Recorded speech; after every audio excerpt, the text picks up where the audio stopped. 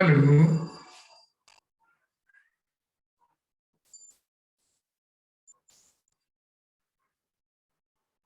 अदिति, मेरी आवाज आ रही है आपको? Good evening.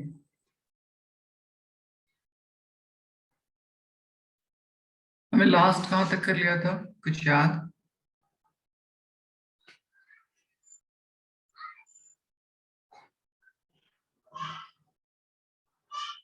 I think gravitational potential energy तक मैंने करा दिया था।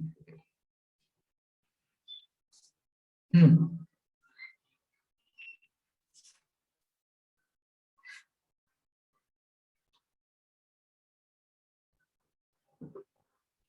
देखिए, इसके बाद नेक्स्ट होता है मेरे पास उस एनर्जी के कॉन्सेप्ट के बेस पे हम दो तरह की वेलोसिटी डिफाइन करते हैं उस सैटेलाइट या किसी हेवनली बॉडी के लिए। एक टर्म होता है मेरे पास स्केप वेलोसिटी।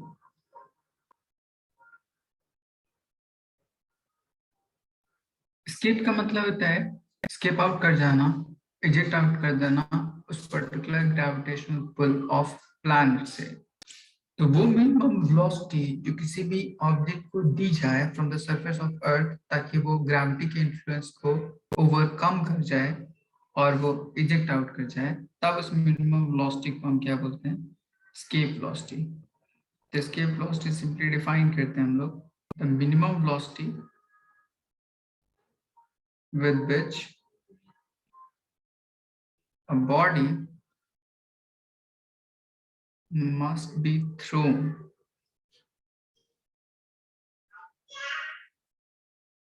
so that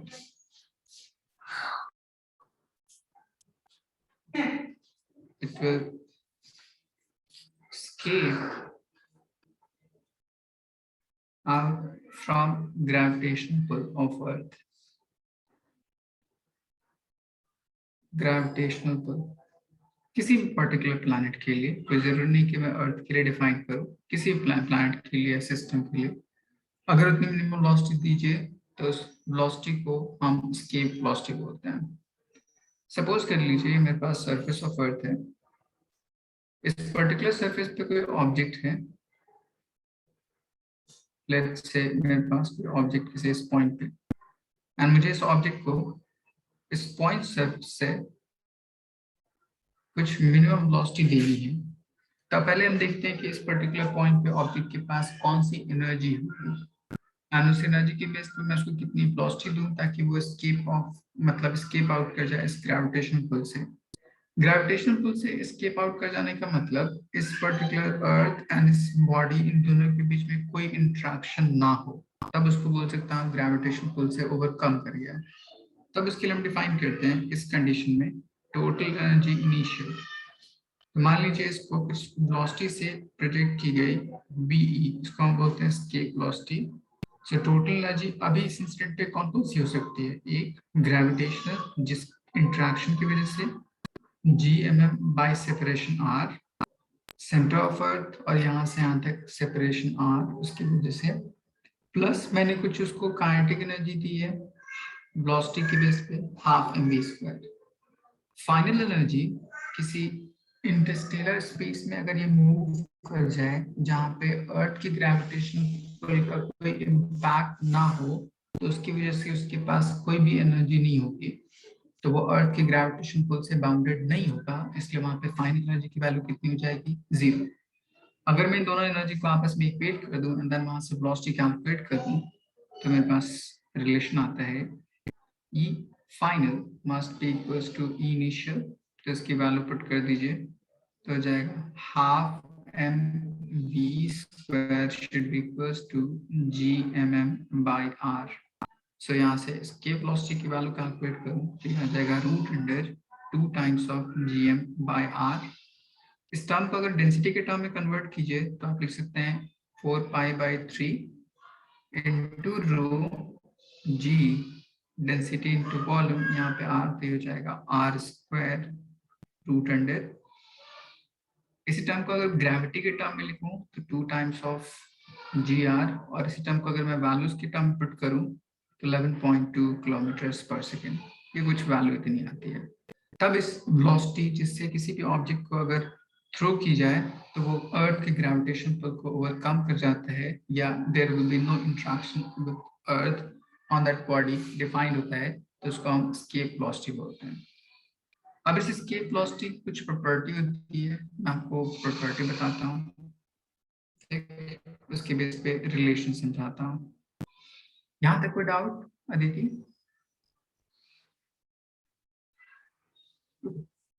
पहली बात, इस एस्केप वेलोसिटी में देखिए, तो यहाँ पे कहीं पे भी मास ऑफ ऑब्जेक्ट का जिक्र नहीं है।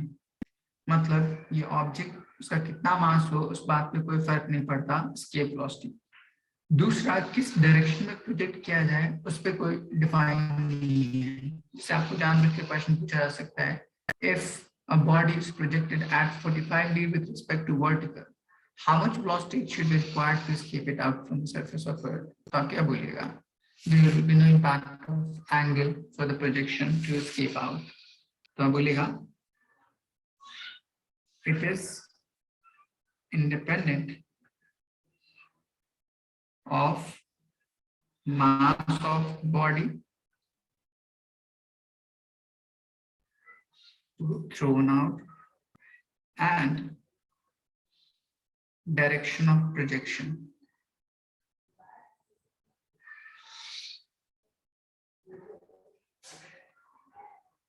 इन दोनों में से किसी बात पे भी डिपेंड नहीं करता। ये सिंपली डिपेंड किस पे करता है? मास ऑफ ऑब्जेक्ट या मास ऑफ सरफेस जहां से खींचा जा रहा है उस पे, एंड रेडियस ऑफ सरफेस जहां से खींचा जा रहा है उसको, या उस सिस्टम के बेस पे। दूसरा, ये एस्केप वेलोसिटी किस बात को डिफाइन करता है? तो आपने शायद कहीं पढ़ा होगा कि किसी किसी प्लैनेट या किसी किसी हेवनली बॉडी पे एटमॉस्फेयर है, किसी किसी प्लैनेट पे एटमॉस्फेयर नहीं है। फिर किसी प्लैनेट पे एटमॉस्फेयर में अमाउंट ऑफ गैसेस हैं, किसी गैसेस का कंसंट्रेशन ज्यादा है, किसी गैसेस का कंसंट्रेशन कम है। तो ये सारी चीजें किस बात पर डिपेंडेंट होती है? तो आप बोलिएगा इसके एस्केप वेलोसिटी पे डिपेंडेंट होती है। कैसे? एस्केप वेलोसिटी मेजर करता है या डिफाइन करता है कि किसी भी प्लैनेट के ऊपर एग्जिस्टेंस ऑफ एटमॉस्फेयर होगा या नहीं होगा। वो कैसे? गैस के लिए हम एक वेलोसिटी डिफाइन करते हैं, उसको बोलते हैं हम लोग आरएमएस वेलोसिटी या रूट मीन स्क्वायर वेलोसिटी। अगर किसी प्लैनेट की एस्केप वेलोसिटी गैसेस के रूट मीन स्क्वायर वेलोसिटी से ज्यादा होगी, तो गैस इस पर्टिकुलर प्लैनेट के ग्रेविटेशनल पुल को या इंट्रैक्शन को एस्केप आउट नहीं कर सकता, तब वो गैस उसके एटमॉस्फेयर में एग्जिस्ट कर सकता है। तब इसके बेस पे मैं डिफाइन कर सकता हूँ कि वहां पे एग्जिस्टेंस ऑफ एटमॉस्फेयर होगा। तो पहले चीज डिफाइन करते हैं, it defines the existence of atmosphere. वो कैसे? उस आरएमएस वेलोसिटी ऑफ गैस की वजह से। तो पहले यहाँ तक नोट डाउन कीजिए, मैं आगे डिफाइन करता हूँ कैसे कैसे एग्जिस्टेंस होगा नहीं होगा सारी चीजें।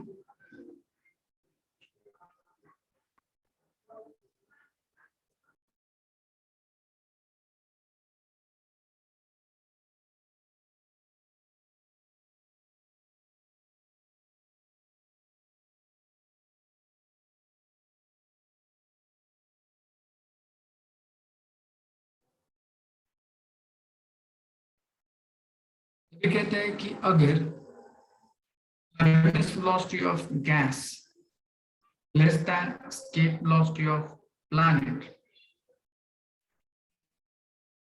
then gas will exist in that atmosphere. Otherwise escape out कर जाएगा। फिर आप सवाल पूछेगा, मून पे एटमॉस्फेयर क्यों नहीं है? क्योंकि जितने भी गैसेस इस यूनिवर्स में हैं, सबकी आरएमएस वेलोसिटी मून की एस्केप वेलोसिटी से ज्यादा होती है, इसलिए वहां पे एग्जिस्ट नहीं कर सकते। दूसरा, जुपिटर पे दुनिया के सारे गैसेस क्यों एग्जिस्ट करते हैं? तो आप ये बोलिएगा, जुपिटर पे जो एस्केप वेलोसिटी है वो दुनिया की जितनी भी गैसेस होती हैं सबके आरएमएस वेलोसिटी से ज्यादा होती है, इसलिए दुनिया के सारे गैसेस जुपिटर पे एग्जिस्ट करते हैं। यहाँ तक कोई doubt? there is no atmosphere on the surface of moon,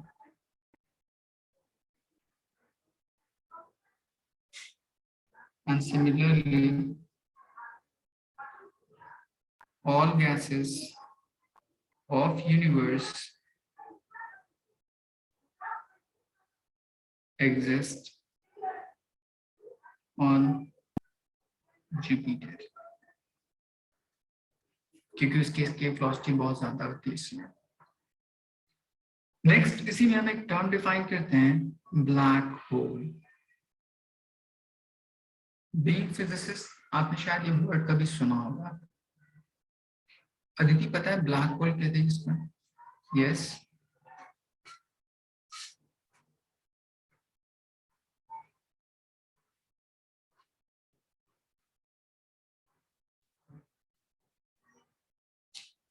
black hole simply हम डिफाइन करते हैं एक ऐसा हेवनली बॉडी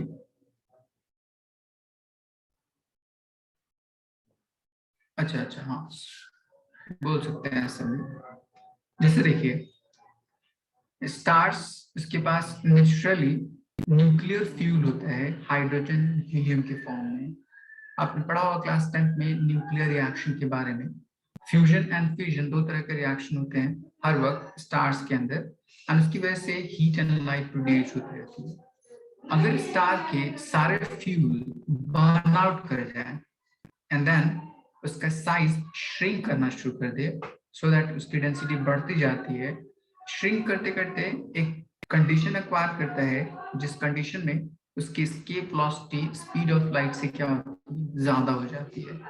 तब वो बॉडी ट्रांसफॉर्म कर जाता है किस फॉर्म में? ब्लैक होल के फॉर्म में। आई बात समझ? ब्लैक होल कहते हैं किसको है? अ बॉडी जिसकी escape velocity speed of light से क्या होती है, ज्यादा होती है। अ heavenly body whose escape velocity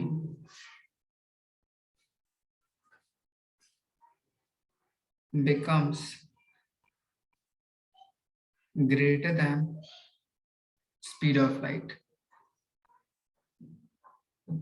तब वो ब्लैक होल की तरह बिहेव करने लगता है। मतलब escape velocity greater than or equal to speed of light, तब वो ब्लैक होल कहलाएगा। अब यहाँ से आपको पूछ सकता है मास कितना होना चाहिए, रेडियस कितना होना चाहिए, ऐसी सारी चीजें। या क्वेश्चन ये भी पूछ सकता है कि अभी अर्थ का रेडियस 6.4 × 10⁻⁶ मीटर है, मास 6 × 10⁻24 kg है, तो रेडियस कितना श्रिंक करे ताकि वो ऑब्जेक्ट किसकी तरह बिहेव करने लगे, एस्केप वेलोसिटी मतलब ब्लैक होल की तरह बिहेव करने लगे। तो एस्केप वेलोसिटी का फॉर्मूला यूज कीजिए, 2 × gm divide by r is equals to c। Squaring both side solve कर लीजिए। रेडियस ऑफ बॉडी कितनी होनी चाहिए अगर मास 6 × 10⁻24 kg है, तब ग्रेविटेशनल कांस्टेंट की वैल्यू पता है, सॉल्व कर सकते हैं यहाँ से कि रेडियस कितना होना चाहिए अर्थ का ताकि वो ब्लैक होल की तरह ट्रांसफॉर्म हो जाए। आई बस समझ?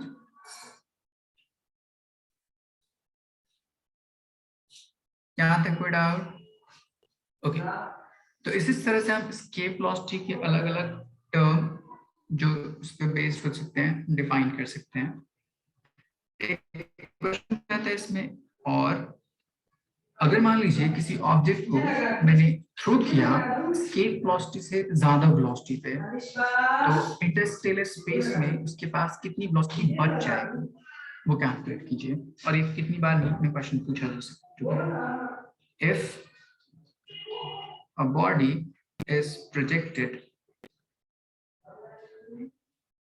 at velocity k times escape, where k is greater than 1, then it will have velocity in interstellar spaces is equals to k square minus 1 root under times v। ये याद रखिएगा, उसके पास इतनी अमाउंट ऑफ वेलोसिटी उस space में, Interstellar space में बच जाएगी, अगर उसको मैंने अर्थ सरफेस से थ्रू किया था। अब यहाँ पे दे रखा होगा k की वैल्यू 2, 3, इसके अकॉर्डिंग आपको अलग अलग वैल्यूज फाइंड आउट करने के लिए पूछ सकता है। यहाँ तक कोई डाउट?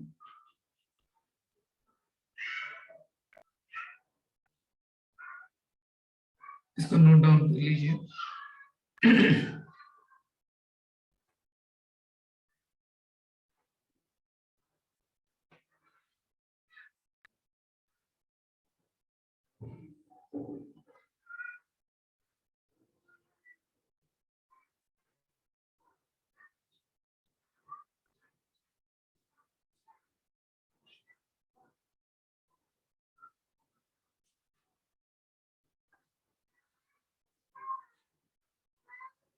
ओके, ब्लैक होल के इनसाइड क्या हो सकता है?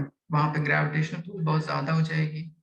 ग्रेविटेशनल पुल बहुत ज्यादा होने की वजह से इसकी बॉडी श्रिंक कर सकती है।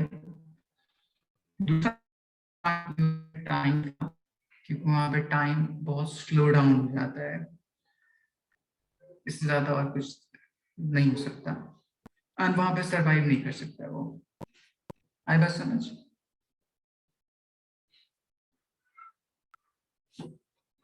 ओके, नेक्स्ट हम डिफाइन करते हैं हम लोग इसकी वेलोसिटी के बीच में एक अनदर रिलेशन होता है, उसको हम बोलते हैं ऑर्बिटल वेलोसिटी।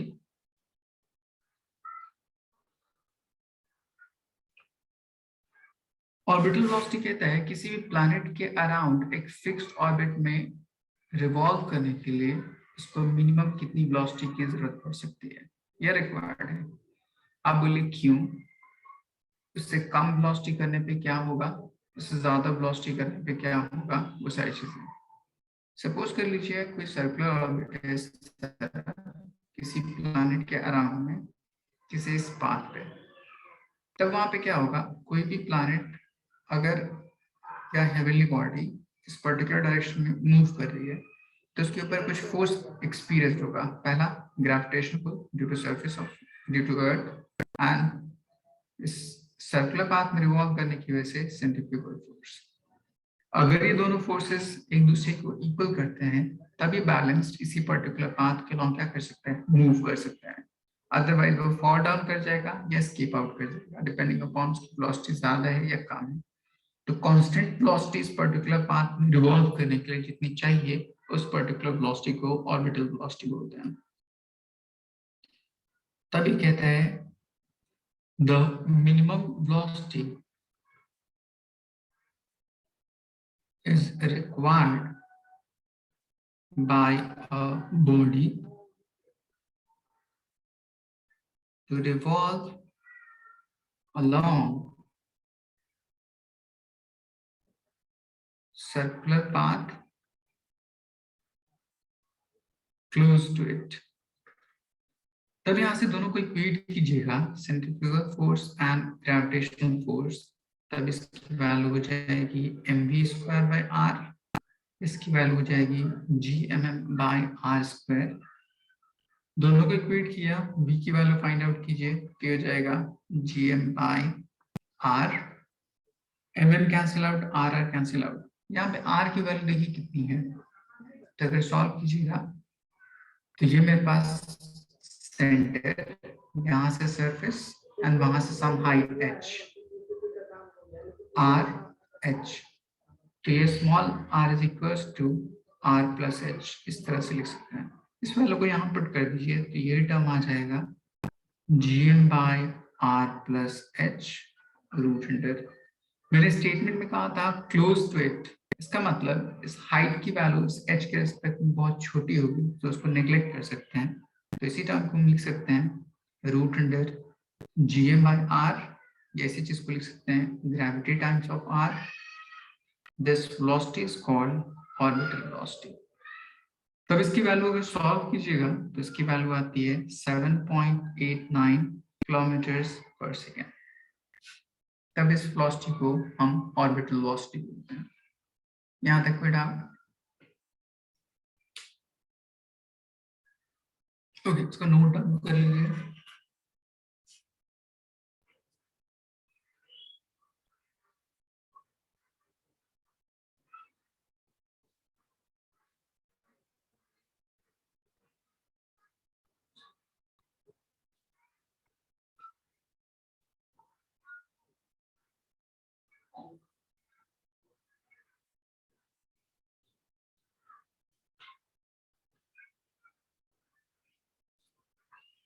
अब इस पे कुछ सवाल पूछा गया।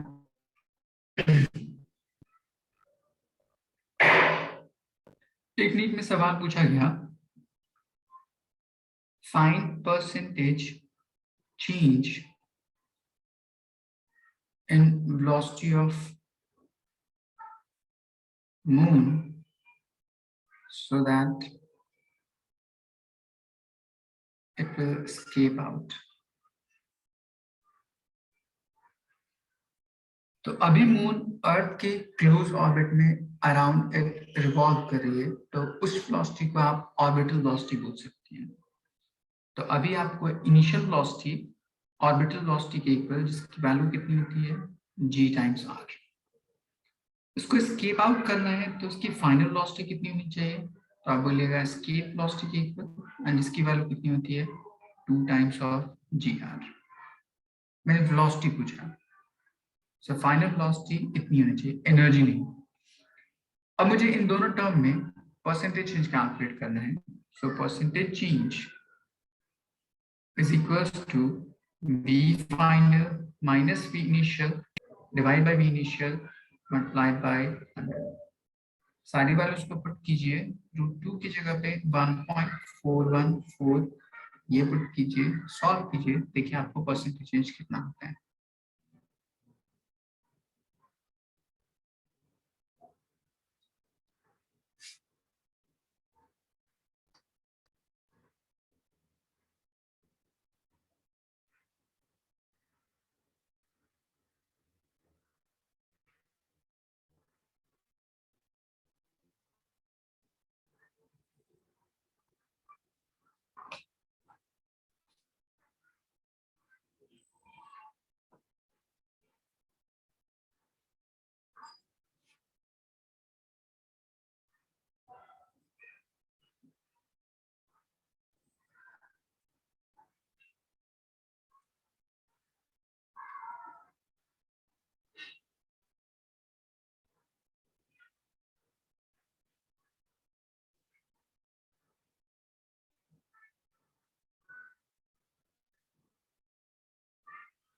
देखिए सॉल्व हुआ।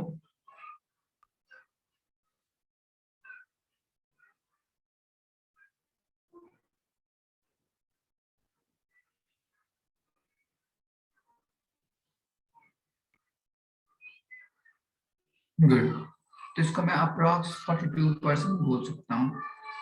इसलिए याद रखिएगा, how much percentage velocity would be change in moon to escape it out, तो आप याद रखिएगा 42% अप्रॉक्स। इसी क्वेश्चन को जे में क्वेश्चन क्या पूछा, सिंपली चेंज इन वेलोसिटी किसी भी ऑर्बिटिंग बॉडी में कितना होना चाहिए to escape it out. So change in velocity अगर आपसे पूछे तो आप बोलेगा v final that is escape velocity, initial that is orbital velocity, दोनों की वैल्यूज पुट कर दीजिए। तो इसकी वैल्यू है √2 टाइम्स ऑफ gr, इसकी वैल्यू है √2 टाइम्स ऑफ gr। दोनों में से अगर मैं √gr कॉमन कर लूं तो ये हो जाएगा √2 माइनस 1, और यही टर्म मेरे पास के ऑर्बिटल वेलोसिटी है, तो मैं इसको इतना लिख सकता हूँ। एग्जैक्टली ऊपर वाले का ही कंफ्यूजन नहीं है, तो इस तरह से पूछा जा सकता है। यहाँ तक कोई डाउट?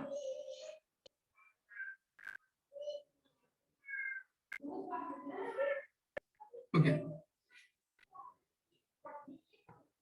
अब इसके बेस पे कुछ प्रॉब्लम पूछे जाते हैं। तो जितने भी क्वेश्चन इस चैप्टर में हाइट या वेलोसिटी उसके बेस पे प्रॉब्लम पूछी जाए, उन सारे टर्म के लिए हमेशा एनर्जी मेथड अप्लाई कीजिएगा। कैसे? For height and velocity use energy method. हमने थर्ड चैप्टर जो फ्री फॉल पढ़ा था, वहां पे एक्सेलरेशन ड्यू टू ग्रेविटी को कांस्टेंट माना था, उसकी वजह से मैंने इक्वेशन ऑफ मोशन वहां सॉल्व करना सिखाया था। बट यहाँ पे ग्रेविटी की वैल्यू कांस्टेंट नहीं होती, इसलिए हम इक्वेशन ऑफ मोशन वैलिड नहीं करते। तो हम यहाँ पे क्या करते हैं, एनर्जी कंजर्वेशन के बेस पे सारी चीजों को डिफाइन करने की कोशिश करते हैं। अब देखिए एनर्जी मेथड कैसे अप्लाई करते हैं, मैं आपको वो समझाता हूँ। तो उसके लिए कुछ स्टेटमेंट याद रखिए।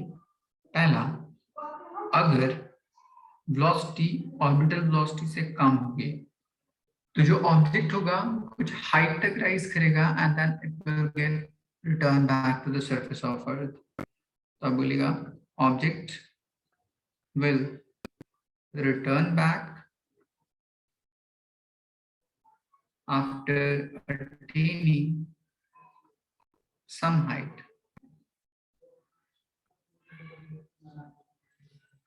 दूसरी कंडीशन के अगर वेलोसिटी ऑर्बिटल वेलोसिटी के इक्वल हो जाएगी, तो आप बोलिएगा वो सर्कुलर पाथ में रोटेट कर रिवॉल्व करना अराउंड द प्लैनेट शुरू कर देगा। So object will start revolving around the planet in circular orbit.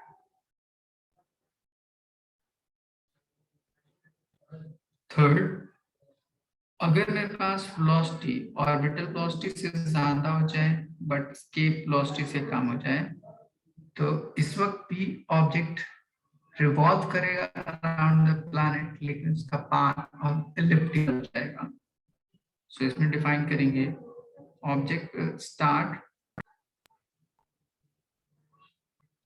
Revolving around the planet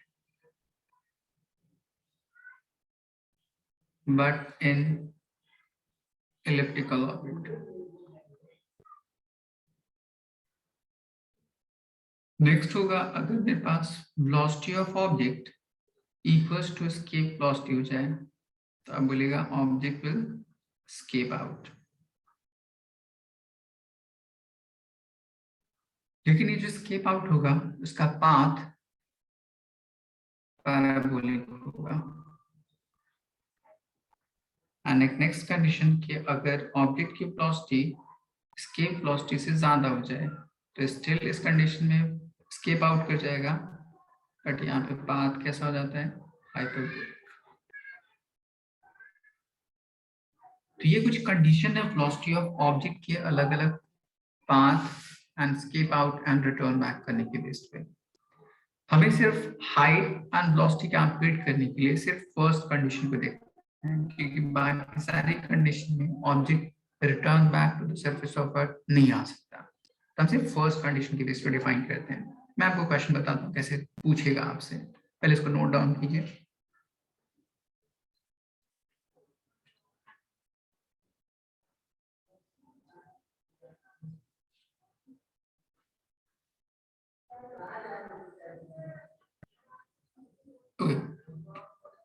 जैसे अगर आपसे पूछिए कि सरफेस ऑफ अर्थ से, सपोज कर लीजिए मेरे पास सरफेस ऑफ अर्थ है, वहां से मैंने किसी ऑब्जेक्ट को थ्रो किया at some velocity b, so it will rise to some height, let's say at this point, यहां से यहां तक हाइट h हो गई, बट स्टिल इसका अपना सेंटर से डिस्टेंस होगा यहां से यहां तक r। तब इसके बेस पे हम डिफाइन करते हैं टोटल एनर्जी इनिशियल। तो आप बोलेगा किसी भी ऑब्जेक्ट में दो तरह की एनर्जी होगी, एक पोटेंशियल एनर्जी इंट्रैक्शन की वजह से, तो आप बोलेगा माइनस Gmm/r, एंड दूसरा आपने उसको कुछ वेलोसिटी से थ्रो किया है तो उसकी वजह से हाफ mv²।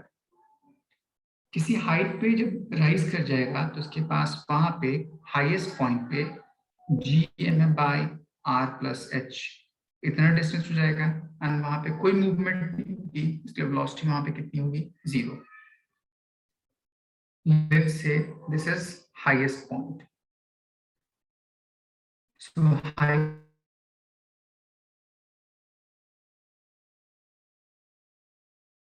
पे एंड देन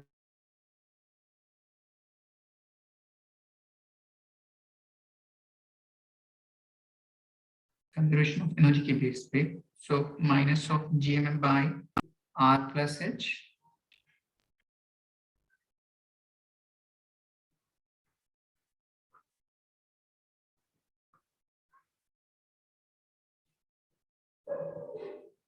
सो मैंने क्या किया, कंजर्वेशन ऑफ एनर्जी पुट की यहाँ पे, initial energy and final energy दोनों को इक्वेट कर दिया। मुझे वेलोसिटी एंड हाइट के बीच में रिलेशन चाहिए, सो इस टर्म को अगर मैं लेफ्ट हैंड साइड ले जाऊं तो इसको लिख सकता हूं GMM by R minus GMM by R plus H।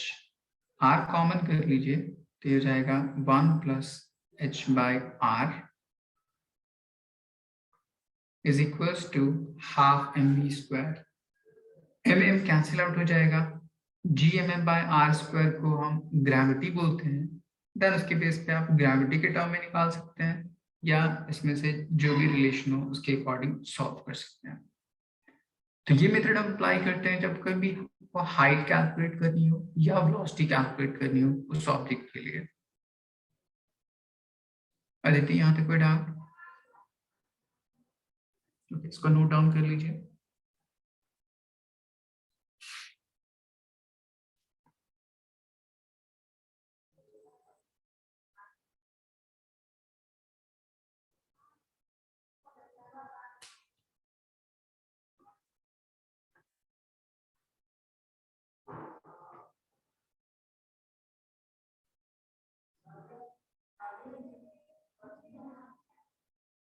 नहीं, यहाँ पे कोएफिशिएंट है ना, तो कैंसिल आउट कैसे हो सकता है? आप ये कर सकती हैं कि GMM by R कॉमन कर सकती हैं, तो यहाँ पर जाएगा 1 minus 1 upon 1 plus H by R, ऐसे कॉमन कर सकते हैं, is equals to half mv square. ये m कैंसिल आउट हो जाएगा। ग्रेविटी इज इक्वल टू होता है GM by R स्क्वायर। सो इस पूरे टर्म को G टाइम्स R लिख सकते हैं एंड देन उसके बेस पे जो भी अननोन टर्म होगा उसकी वैल्यू फाइंड आउट कर सकते हैं।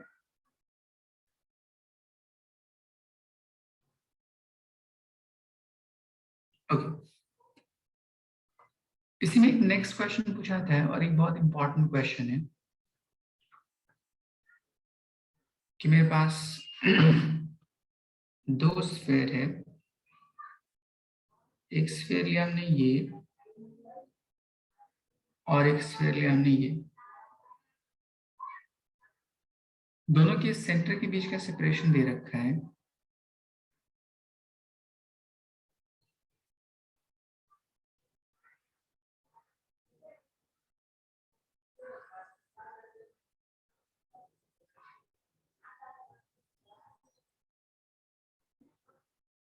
इस तरह अब कहता है कि कोई भी एक ऑब्जेक्ट को मैं इस वाले सरफेस से थ्रो करने की कोशिश कर रहा हूं इस साइड, तो कितनी मिनिमम वेलोसिटी से इसको थ्रो करूं ताकि वो अगले वाले सरफेस को क्या कर जाए, रीच कर जाए। लेट्स से इसका मास 4m, इसका मास कैपिटल M, इसका मास स्मॉल m, और इन दोनों के बीच में यहां से यहां तक सेपरेशन सपोज कर लीजिए इसका अपना रेडियस 2r, इसका अपना रेडियस r, और इन दोनों के बीच का सेपरेशन 5r।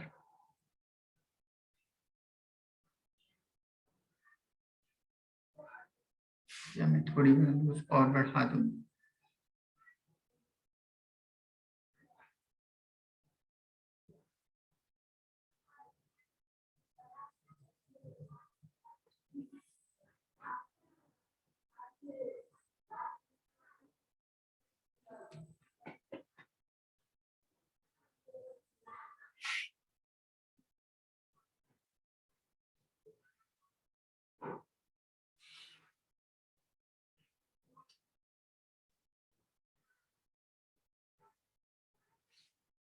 ये कोई क्वेश्चन है तो आपसे क्वेश्चन पूछा गया इसमें,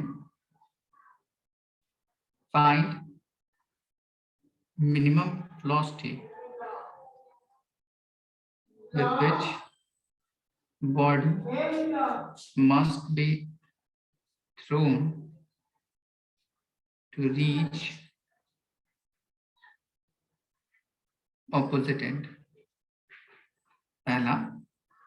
दूसरा, वो कितनी वेलोसिटी से उस सेकंड बॉडी को हिट करेगा आप वो भी डिफाइन कीजिए। तो मान लीजिए इस पर्टिकुलर ऑब्जेक्ट को A, इस ऑब्जेक्ट को B, तो आपसे नेक्स्ट क्वेश्चन पूछेगा find velocity with which it will hit second body.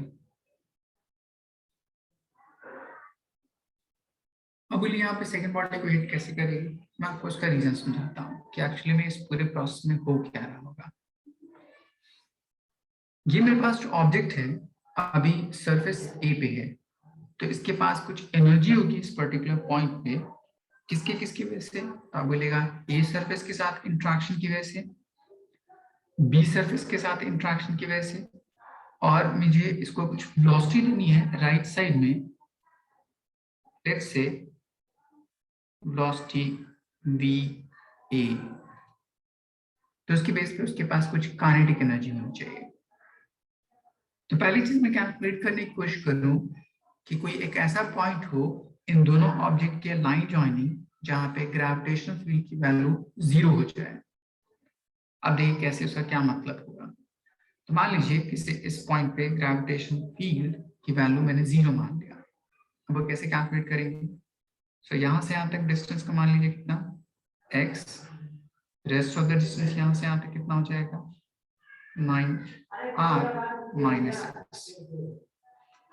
तो फर्स्ट मैंने कैलकुलेट करना चाहा point where net gravitational field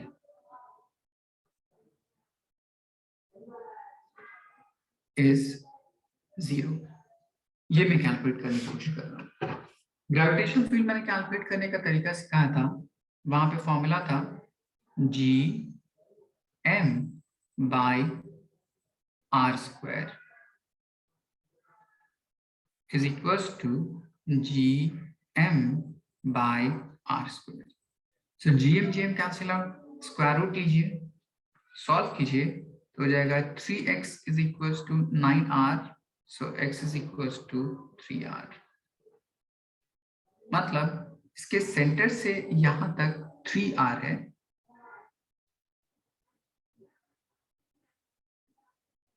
तो बाकी डिस्टेंस यहां से यहां तक कितना हो जाएगा, 6r। ये समझ आया?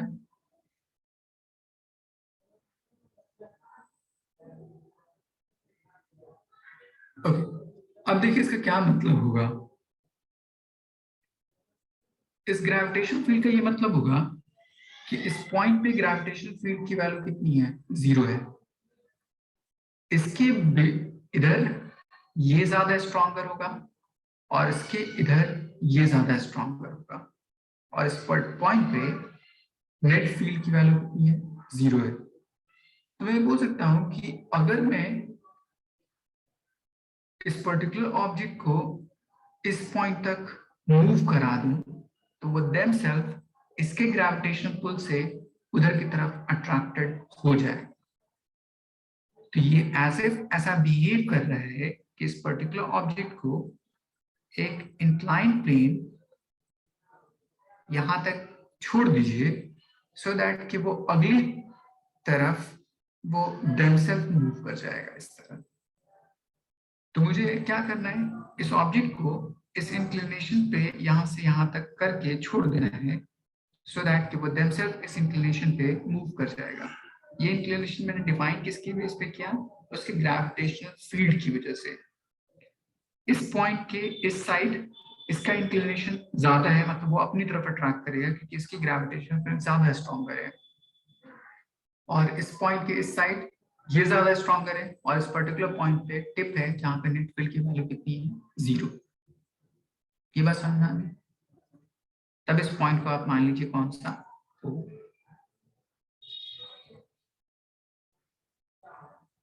तो मैं क्या करूंगा, एनर्जी कैलकुलेट करूंगा ए पॉइंट पे, मतलब इस वाले सरफेस पे, इस वाले सरफेस पे एंड इस वाले सरफेस पे। इन तीनों एनर्जी के बेस पे मैं अलग अलग पोजीशन पे वेलोसिटी कितनी होनी चाहिए वो रिलेट करके फाइंड आउट कर सकता हूं। तो मान लीजिए इस पॉइंट को बेसिकली ए मैंने माना, ए ये नहीं है, ये वो पॉइंट है, बी नहीं है, बी वो पॉइंट है। So this is point A, this is point B. पहले इसको नोट डाउन कीजिए, फिर मैं आगे बताता हूँ एनर्जी कैसे अप्लाई करते हैं। सॉल्व करते हैं चीजों को।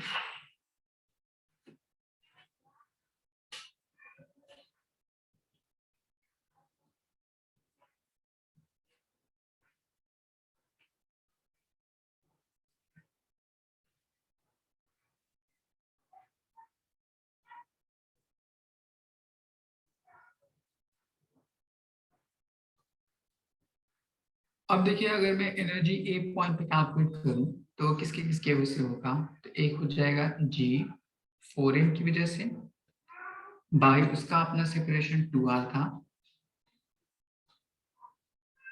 दूसरा जी mm एंड उन दोनों का सेपरेशन,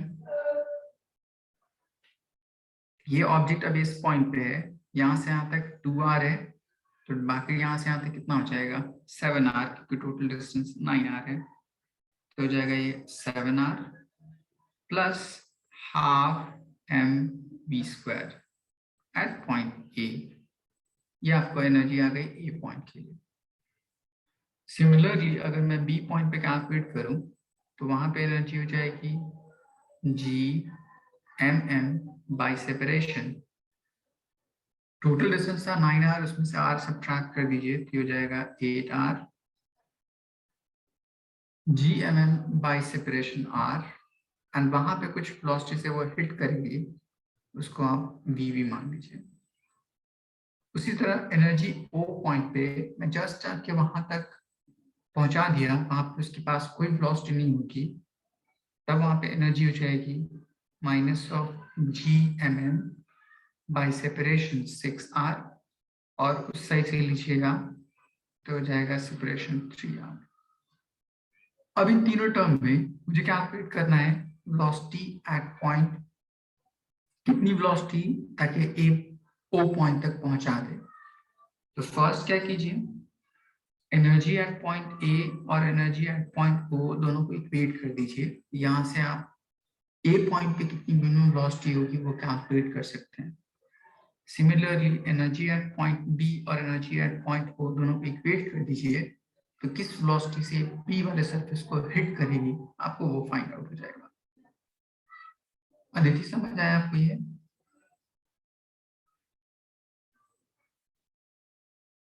इनकी वैल्यूज को पुट कीजिए, वेलोसिटी कैलकुलेट करने की कोशिश कीजिए।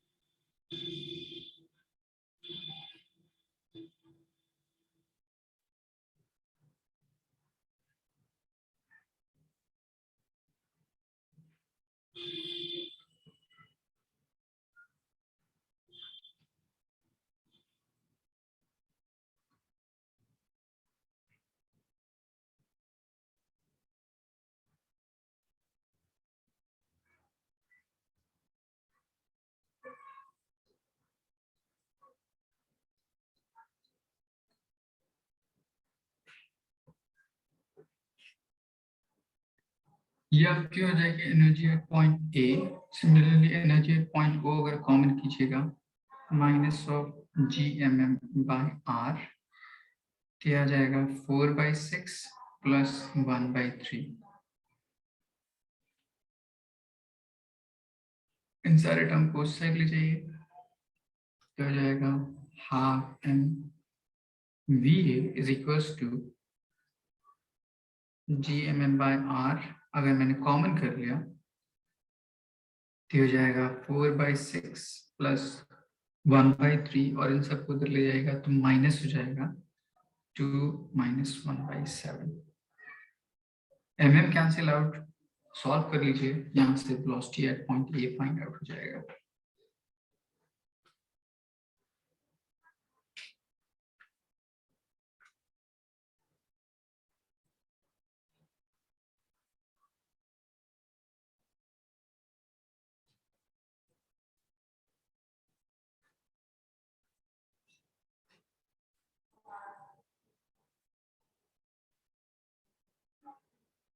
अदिति, यहाँ तक कोई डाउट?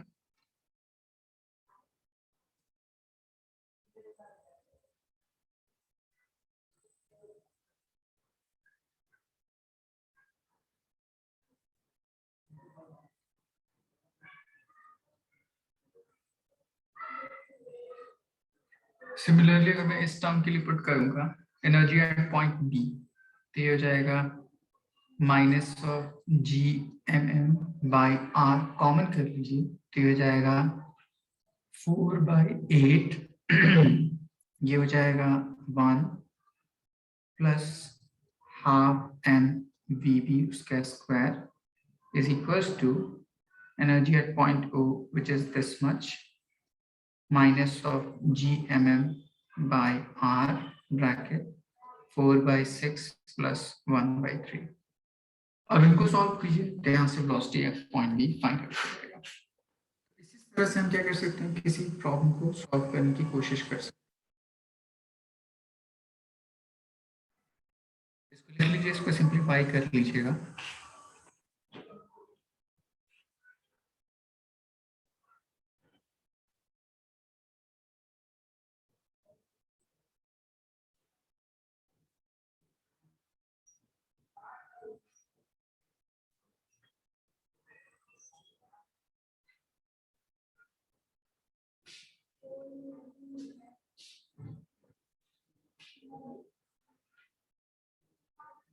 अदिति, लिख लिया आपने?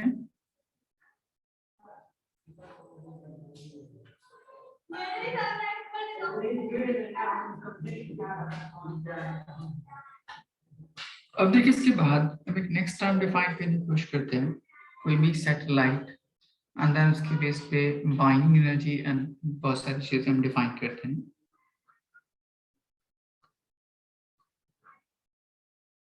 सैटेलाइट कहते हैं कोई भी हेवनली बॉडी या मैन बॉडी जो किसी प्लैनेट के अराउंड रिवॉल्व करती हो, उसको हम सैटेलाइट बोलते हैं। अब बोलिएगा, अ बॉडी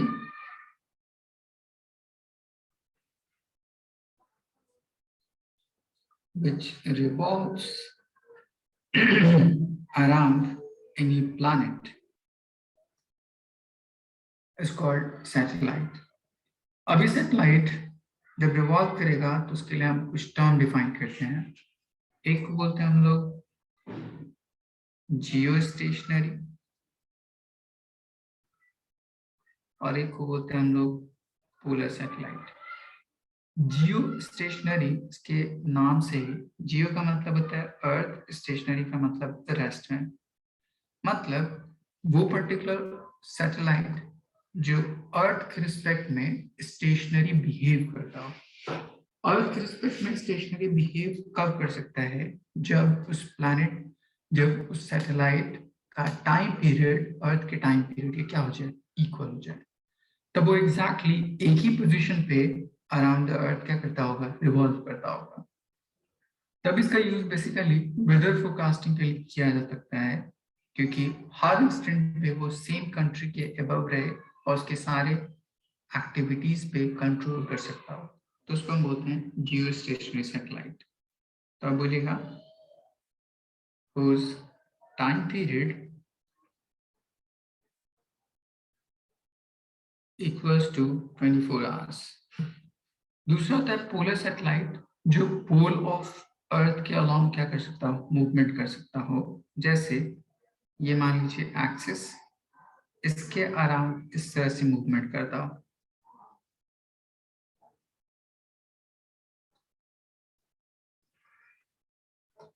तब उसको बोलते हैं हम लोग पोलर सैटेलाइट।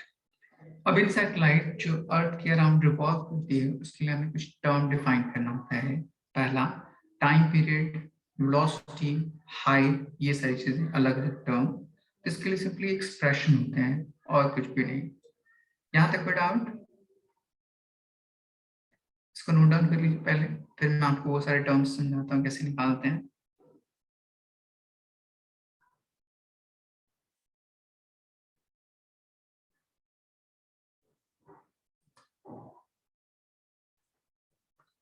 सपोज कर लीजिए आपके पास ये अर्थ सरफेस एंड इसके अराउंड ऑर्बिट लिया है इस तरह, जिसमें कोई भी सैटेलाइट जो किसी इस पॉइंट पे है,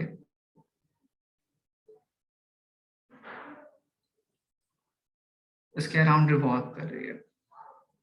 सो पहले चीज हम यहाँ डिफाइन करते हैं हम लोग वेलोसिटी ऑफ रिवॉल्विंग। उसके लिए क्या कीजिए, centrifugal force and gravitational force दोनों को इक्वेट कीजिए। जब इसको सॉल्व कीजिएगा तो आपको वेलोसिटी की वैल्यू आ जाएगी G M by R. R वहां पे इस तरह, जिसकी वैल्यू अगर सॉल्व कीजिएगा total from the center to that particular surface, ये हो जाएगा आर प्लस एच। इसी टर्म को लिख सकते हैं G M by R plus H. अगर आप यहां से हाइट की वैल्यू कैलकुलेट कीजिएगा, हाइट ऑफ सैटेलाइट, तो स्क्वायरिंग बोथ साइड, तब एच की वैल्यू हो जाएगी G M by we square minus R. इतनी हाइट हो सकती है सैटेलाइट की अगर आपको वेलोसिटी गिवन होता है। दूसरा, अगर हम टाइम पीरियड कैलकुलेट करें,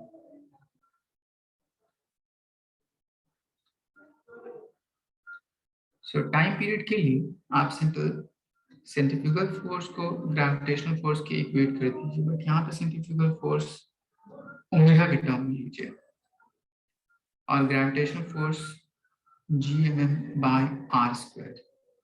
सो यहाँ से अगर ओमेगा कैलकुलेट कीजिएगा तो ओमेगा की वैल्यू हो जाएगी root under G M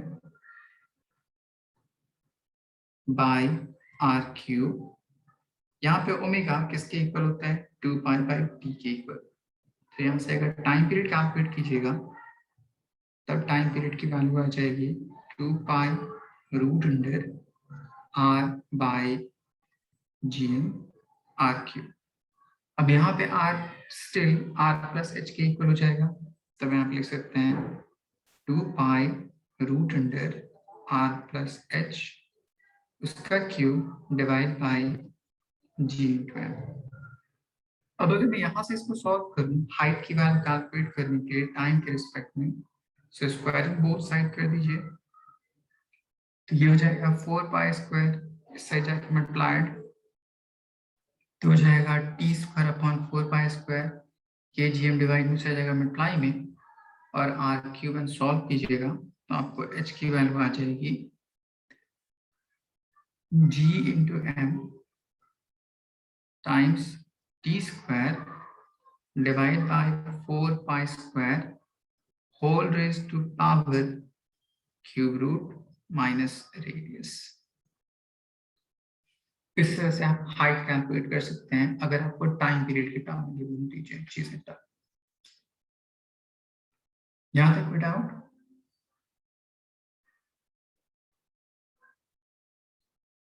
okay, इसको नोट डाउन कीजिए। फिर एक बहुत इंपॉर्टेंट पार्ट बताता हूं मैं एनर्जी के कॉन्सेप्ट के बेस पे।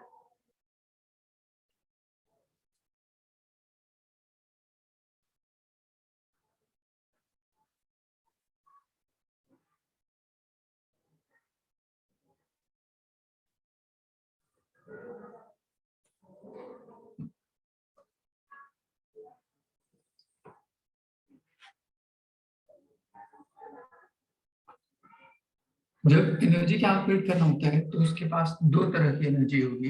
एक होगी पोटेंशियल एनर्जी, एक होगी काइनेटिक एनर्जी। सो अगर काइनेटिक एनर्जी कैलकुलेट कीजिएगा तो ये हो जाएगा हाफ एम वी स्क्वायर। इसकी वैल्यू हम कैसे कैलकुलेट करेंगे, तो आप लिखेंगे सेंट्रीफ्यूगल फोर्स, ग्रेविटेशनल फोर्स दोनों इक्वल। इसकी वैल्यू थी मेरे पास M V square by R, और इसकी वैल्यू थी मेरे पास G M M by R square. R R cancel out, यहाँ से एम वी स्क्वायर की value G M by R. इस टर्म को अगर यहाँ पे आप पुट कर दीजिएगा तो ये पूरी वैल्यू हो जाएगी G M M by 2 times of R, कुछ ऐसा आ जाएगा। तो आपके पास काइनेटिक एनर्जी की वैल्यू इसके इक्वल होती है। तो यहाँ पे बोल सकते हैं kinetic energy inversely proportional to distance है, और इसकी वैल्यू पॉजिटिव में आती है। सेकेंड, अगर आप पोटेंशियल एनर्जी कैलकुलेट कीजिएगा उन दोनों टर्म के लिए, तो फॉर्मूला होता है minus of G M M by their interaction और डिस्टेंस, तो इतना हो सकता है। अगर मैं दोनों एनर्जी को ऐड कर लूं ताकि टोटल एनर्जी की वैल्यू फाइंड आउट हो जाए, सो total energy is kinetic energy plus potential energy. जब दोनों को सॉल्व कीजिएगा तो आपके पास वैल्यू आ जाएगी minus of G M M by 2 times of R. So अगर मैं तीनों को रिलेट करूं तो यहाँ से एक रिलेशन याद रखिएगा, total energy minus of kinetic energy की इक्वल होता है एंड पोटेंशियल एनर्जी के हाफ होता है। एंड इसी चीज को रीअरेंज कर लूं, so 2 times of total energy minus of 2 times of kinetic energy is equals to potential energy. यहाँ पे मेरे पास टोटल एनर्जी की वैल्यू कैसी आई है, नेगेटिव आई है। नेगेटिव का मतलब वो जो बॉडी होगी वो सिस्टम के साथ बाउंडेड होगा, इसीलिए इस एनर्जी को हम बाइंडिंग एनर्जी बोल सकते हैं। तब आप यहाँ से स्टेटमेंट याद रखिएगा, since total energy is negative, it means satellite or any heavenly body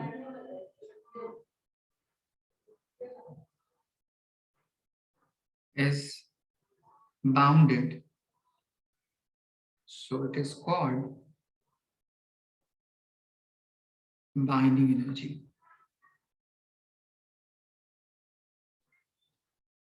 So जब कभी एनर्जी किसी पर्टिकुलर सिस्टम की नेगेटिव होती है तब वो सिस्टम के साथ बाउंडेड होता है।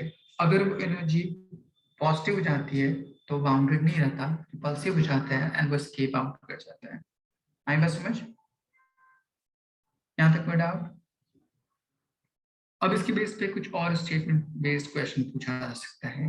एक क्वेश्चन पूछा जाता है कि सपोज कर लीजिए आपके पास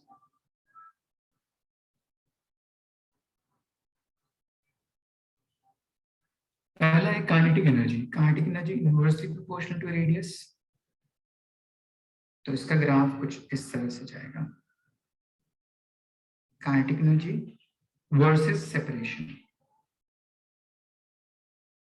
दूसरा, अगर मैं टोटल एनर्जी देखूं तो उसकी वैल्यू एग्जैक्टली सेम है बट वो नेगेटिव साइड में।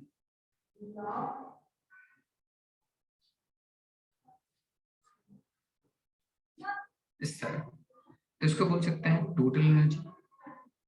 एंड नेक्स्ट, अगर पोटेंशियल एनर्जी देखूं तो इसके डबल है, तो उसकी एनर्जी कुछ इस तरह से हो सकती है, हो जाएगा। तो मैंने यहां से डिफाइन कर दिया एनर्जी 3 तरह से, kinetic energy, potential energy and total energy. इन तीनों टर्म का variation with respect to R कैसे कैसे हो सकता है। यहाँ तक कोई डाउट?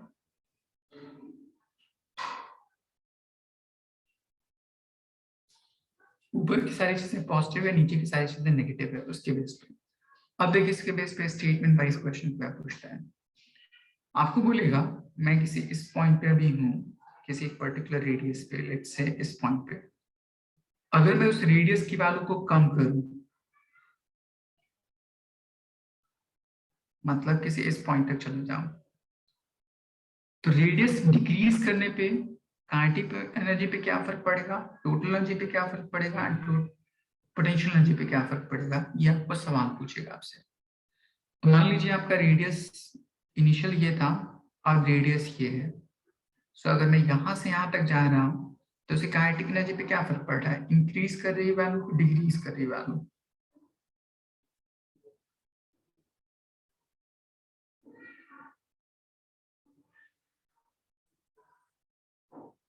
देखिए अभी इस R1 पॉइंट पे काइनेटिक एनर्जी की वैल्यू इतनी है, जब मैं R2 पॉइंट पे जाऊं तो काइनेटिक एनर्जी इतनी हो गई, तो दोनों में क्या होगा, काइनेटिक एनर्जी इस पॉइंट पे ज्यादा है, काइनेटिक एनर्जी इस पॉइंट पे कम है।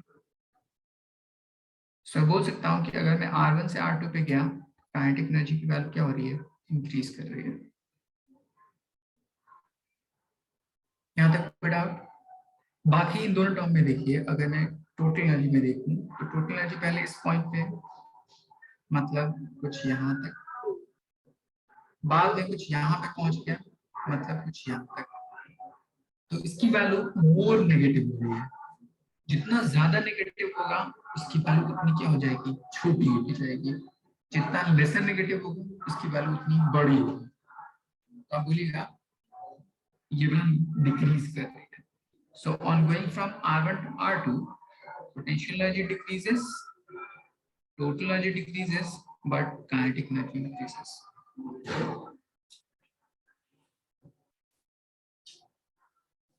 अदिति यहाँ तक कोई डाउट?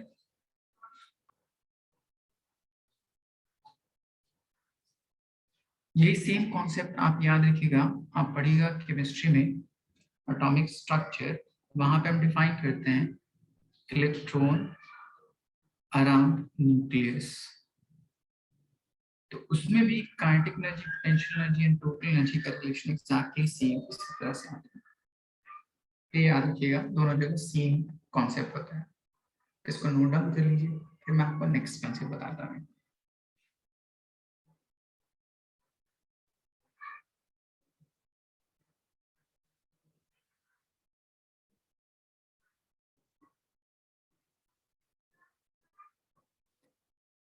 अब देखिए इस चैप्टर में एक नेक्स्ट चीज पूछी जाती है, relationship time period, force, velocity, potential energy, इन सब के बीच में कैसे कैसे हम रिलेशनशिप डिफाइन कर सकते हैं टाइम पीरियड के लिए, इन सारी चीजों के लिए। तो देखिए जब कभी आपको एनर्जी दे रखी हो और आपसे पूछे टोटल एनर्जी की वैल्यू क्या होगी, फिर वो टोटल एनर्जी बाउंडेड होगा, अनबाउंडेड होगा, वो सारी चीजें कैसे डिफाइन कर सकते हैं। ठीक है, तो देखिए अभी जेई में एक सवाल पूछा गया, उसने कहा कि अगर पोटेंशियल एनर्जी किसी एक पर्टिकुलर सिस्टम के लिए के आर स्क्वायर बाई 2 है, इतना है, बताइए उसके लिए टोटल एनर्जी की वैल्यू कितनी होगी। सो ये आपको पोटेंशियल एनर्जी दे रखा है, पोटेंशियल एनर्जी से हम क्या कैलकुलेट करें कि आपको काइनेटिक एनर्जी आ जाए, एंड देन उसके बेस पे मैं टोटल एनर्जी कैलकुलेट कर सकता हूँ। क्योंकि ये जो रिलेशन मैंने यहाँ पर डिराइव किया है ये हर जगह वैलिड नहीं होता, ठीक है, सिर्फ ग्रेविटेशन के टर्म में विद इन सम स्पेसिफिक उसके लिए वैलिड होता है। बट यहाँ पे आपको दे रखा है पोटेंशियल एनर्जी इस तरह से किसी भी हेवनली बॉडी के लिए एग्जिस्ट कर, तो मुझे उसके लिए टोटल एनर्जी कैलकुलेट करना है, कितना हो सकता है। तो आप पहले क्या कीजिएगा, इस पोटेंशियल एनर्जी से फोर्स कैलकुलेट करने की कोशिश कीजिए, क्योंकि मैंने पढ़ाया था आपको conservative force and potential energy के बीच में रिलेशनशिप, कुछ याद है?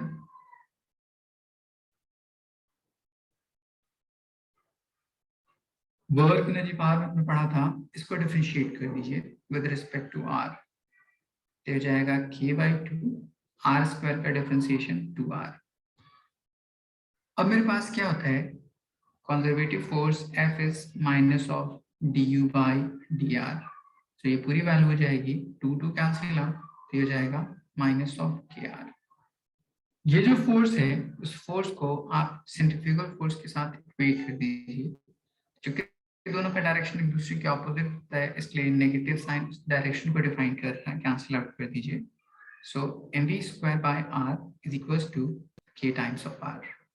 अब यहाँ से mv स्क्वायर कैलकुलेट कर लीजिए, तो हो जाएगा k times of r square, दोनों तरफ हाफ मल्टीप्लाई कर दीजिए, So half mv square is equals to half times of kr square. इसी टर्म को हम क्या कहते हैं? Kinetic energy. So kinetic energy की वैल्यू हाफ के आर स्क्वायर. यहां तक कोई डाउट? अब इस टर्म को और इस टर्म को दोनों क्या कर दीजिए, ऐड कर दीजिए. So total energy is kinetic energy plus potential energy, तो simply k times of R square. यहां तक कोई डाउट?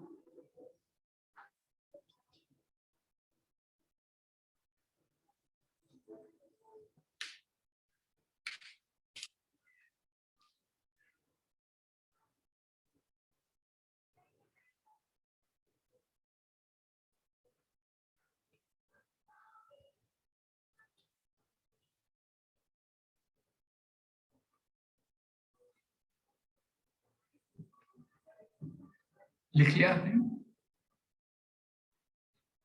एक नेक्स्ट होता है रिलेशनशिप इस पूरे चैप्टर में. पहला, अगर आपको दे रखा हो force proportional to r raise to n, यहां पे मैंने इनवर्सली प्रोपोर्शनल लिखा है इसको.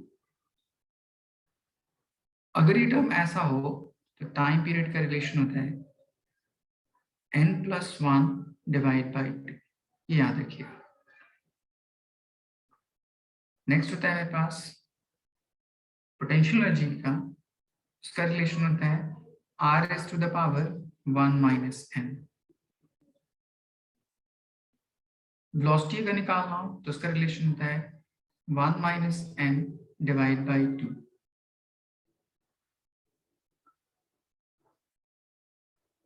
तो इसी तरह से अलग अलग टर्म आपको कैलकुलेट करने के लिए पूछा जा सकता है. सो हमने पोटेंशियल एनर्जी निकाल लिया, यहाँ से वेलोसिटी निकाल लिया. वेलोसिटी से मैं काइनेटिक एनर्जी निकाल सकता हूँ, दोनों को सम करके टोटल एनर्जी निकाल सकता हूँ. एंड फिर अगर आपस में भी रिलेशनशिप पूछे तो वो भी निकाल सकता हूँ. जैसे मैं देखिए, मैं इस चीज को प्रूव करके दिखाता हूँ. Let's say for gravitational force,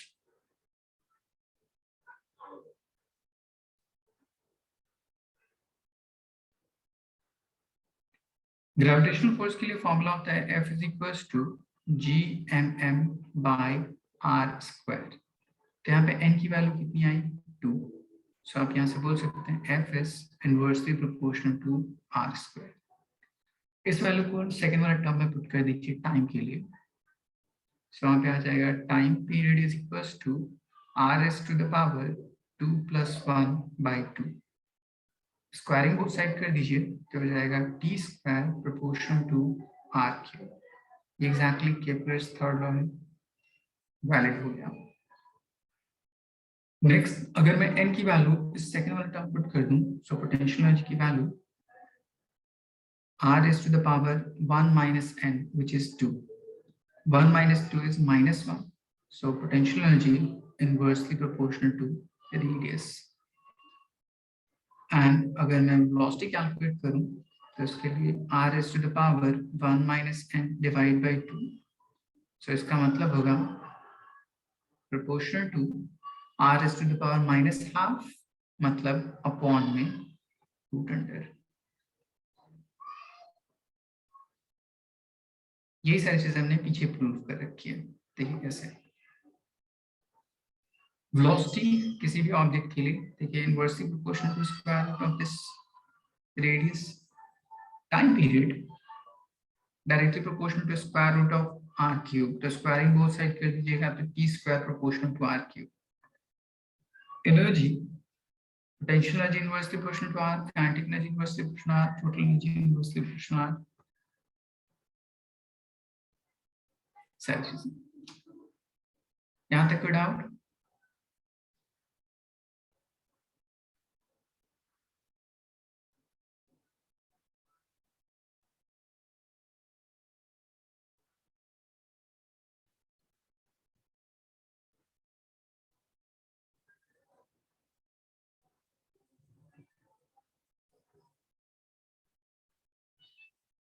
लिख लिया आदित्य आपने?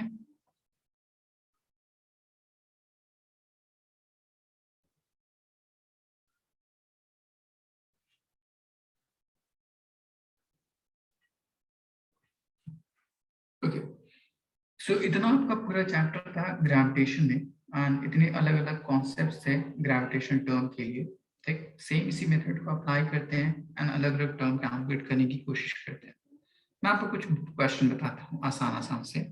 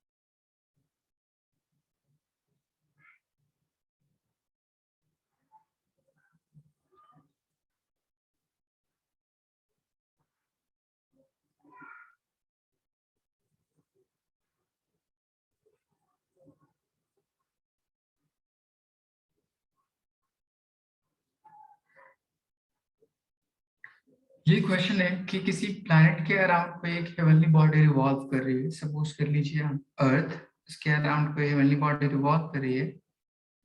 किस पर्टिकुलर हाइट पे? तो पहले 2r हाइट पे, उसको शिफ्ट करना है 5r हाइट पे। तो मुझे कितना वर्क डन करने की जरूरत पड़ सकती है? तो देखिए इसका मतलब क्या हुआ।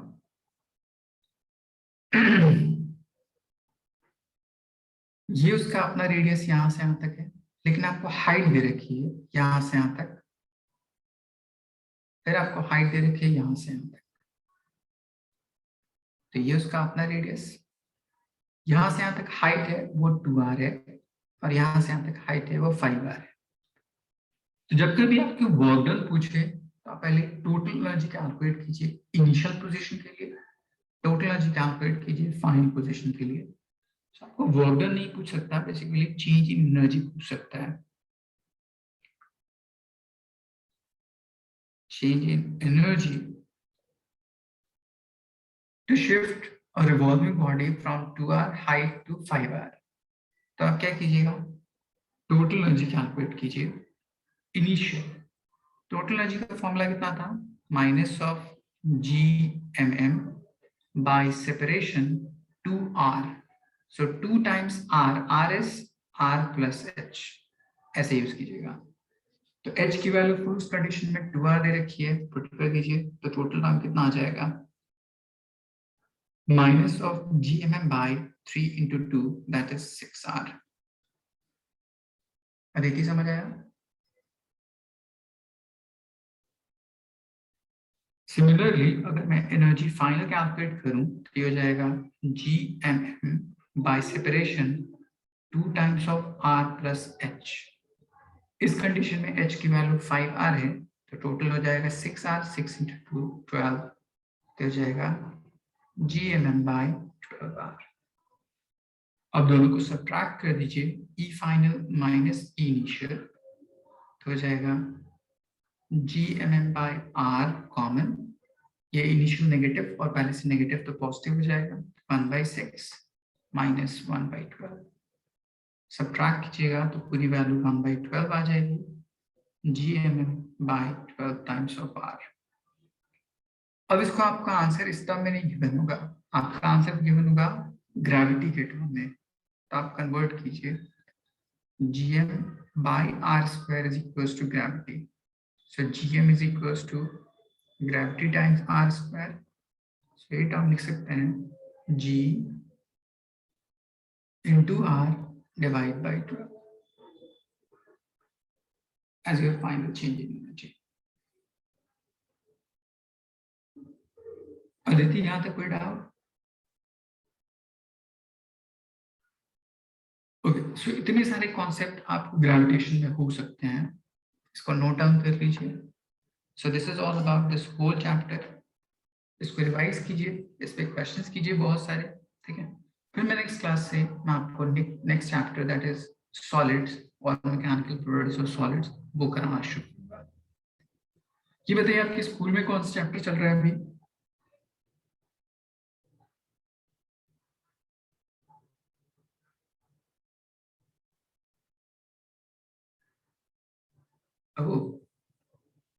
ओके, नेक्स्ट क्लास में भी चैप्टर शुरू करूंगा सॉलिड्स। Thank you.